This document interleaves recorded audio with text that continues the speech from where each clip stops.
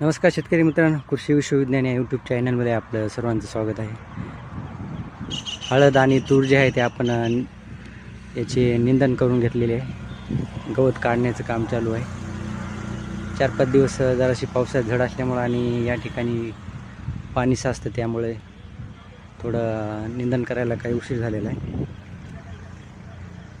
हे जे शेवटचे लाईन दिसतात या तुरीचे आहेत, 3 लाईनी, आणि इकडं आपली हळद आहे.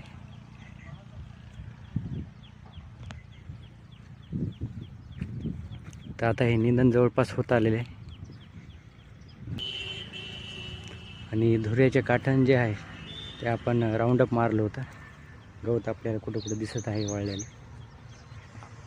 8 दिवसा अगोदर याला राऊंडअप मारलं होतं काठ्याने, त्यामुळे आपल्याला चलायला आहे ते सोपं जातं.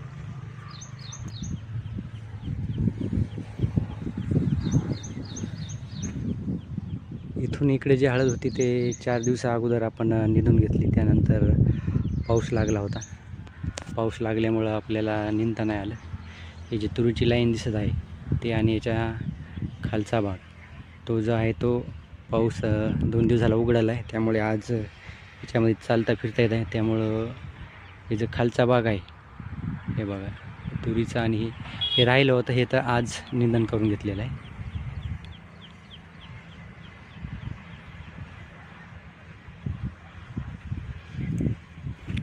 तूर पण छान आहे. तूरला पण 1.5 महिना झालेला आहे. हळदीबरोबरच लागवड झालेली त्याची पण.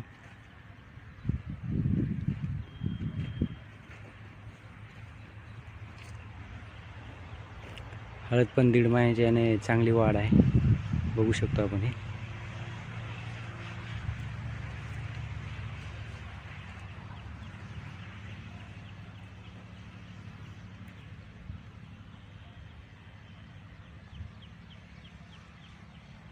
तर असं शेतकरी मित्रांनो, पुन्हा पुढील व्हिडिओमध्ये भेटू. तोपर्यंत जय जवान जय किसान.